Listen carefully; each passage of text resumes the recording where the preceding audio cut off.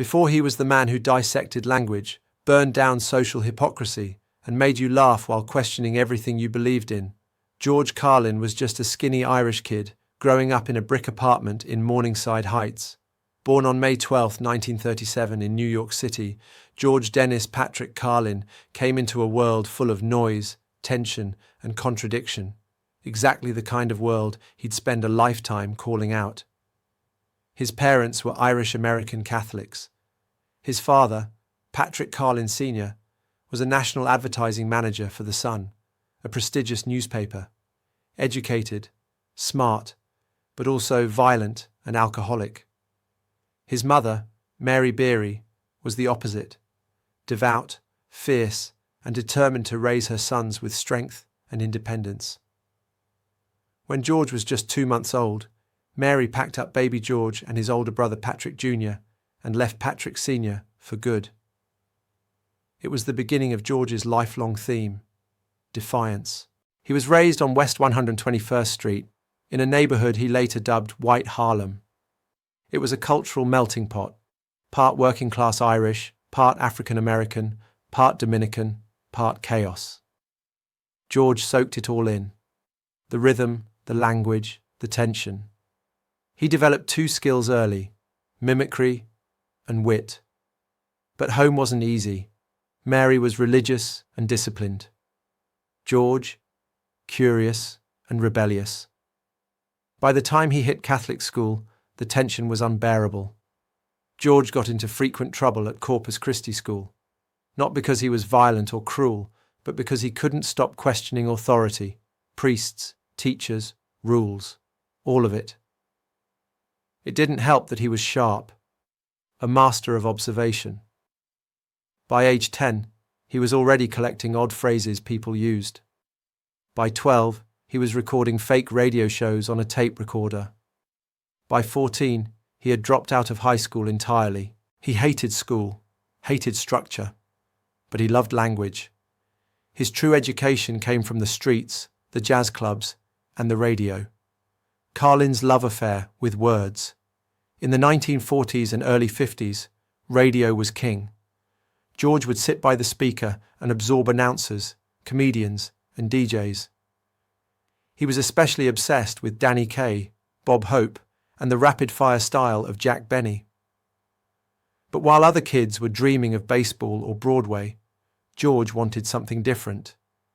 In his words, "I wanted to be like those guys on the radio, fast, funny, and fearless." At 17, he joined the US Air Force, not because of patriotism, but because it was his ticket to a radio job. He became a radar technician and was stationed in Shreveport, Louisiana. Yes, 3 court-martials. He didn't like rules there either. But it was in Louisiana where he got his first radio gig, a tiny local station called KJOE. He started doing comedy routines between records, inventing characters, experimenting with accents, pushing buttons, meeting Jack Burns, and creating comedy.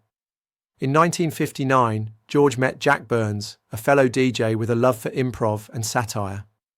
The two hit it off immediately. They formed a short-lived comedy duo, Burns and Carlin. Their style was fresh, sketches poking fun at television, middle-class absurdities, and politics. They were booked on shows and started doing stand-up around the country. But George, even then, knew this was just a stepping stone. By 1962, he went solo. The first few years were tough. George wore suits, did clean material, appeared on The Ed Sullivan Show, The Tonight Show, even did bits about airline food and goofy characters.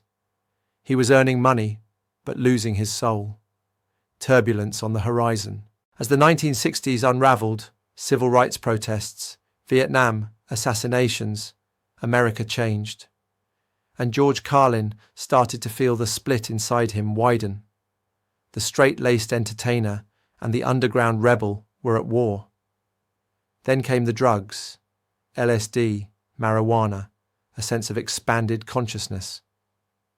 By the late 60s, he knew he had to burn the version of himself the world thought they knew. And he did it all, starting with his hair. He grew it out, tossed the suits, started performing barefoot, and began a new era, the real Carlin, the one who didn't just want to make you laugh. He wanted to wake you up. The rise before the fall.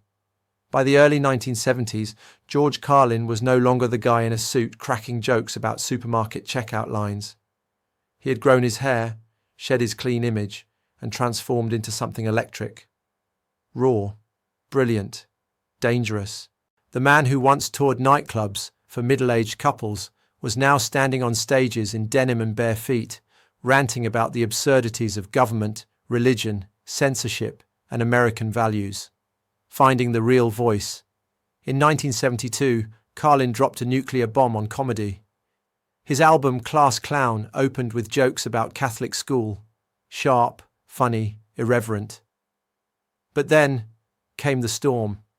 It was radical. Not just because of the profanity, but because it called out the hypocrisy of media, the absurdity of censorship, and the delicate sensitivities of American culture. The routine became a cultural flashpoint. A radio station played it uncensored. A listener complained. The FCC got involved. The case went to the Supreme Court. This wasn't just comedy anymore. It was history. The landmark FCC versus Pacifica Foundation case cemented Carlin's place in the fight over free speech. He lost the case, but won immortality. The Golden Era. The 1970s were Carlin's artistic golden age. Albums like Occupation, Fool, Toledo, Window Box, FM and AM, each hit harder than the last. He was everywhere. On Johnny Carson, in nightclubs, on records, and in the minds of a generation trying to break free of societal chains. The government doesn't want well-informed, well-educated people capable of critical thinking. That's against their interest. He didn't just make you laugh, he made you think, feel, rethink the entire system. But it came at a cost. The inner collapse. Behind the success, Carlin was slowly unraveling. The fame, the pressure, the expectations, they were heavy, too heavy. He developed a cocaine addiction. He started having heart problems. By 1977, he'd already had his first heart attack. He was wrong. His performances became erratic. He'd cancel shows, miss deadlines. His health was crumbling, and so were his finances. In 1978, IRS agents raided his home. He owed hundreds of thousands in back taxes. Everything was at risk. His home, his marriage, his mind. He hit rock bottom, quietly, painfully. And unlike his routines, there was no punchline. The anchor, Brenda Carlin. In the shadows, one person stood by him. Brenda Hosbrook, his wife since 1961. Brenda wasn't just his partner. She was his lifeline, his tour manager, his support system, his toughest critic. She helped him check into rehab, helped him dig out of the tax disaster, helped him write again, not just jokes, but meaningful, blistering reflections on a broken world. And slowly, George Carlin began to rebuild. Rebirth through raw truth. By the early 1980s, the world had changed again. Ronald Reagan was president. Cable TV was rising. The culture was sliding toward conservatism and sanitized media. Carlin? He doubled down on truth. Political correctness is America's newest form of intolerance. He dropped cute and went full razor blade. His comedy shifted toward philosophy, politics, corporate greed, and existential dread.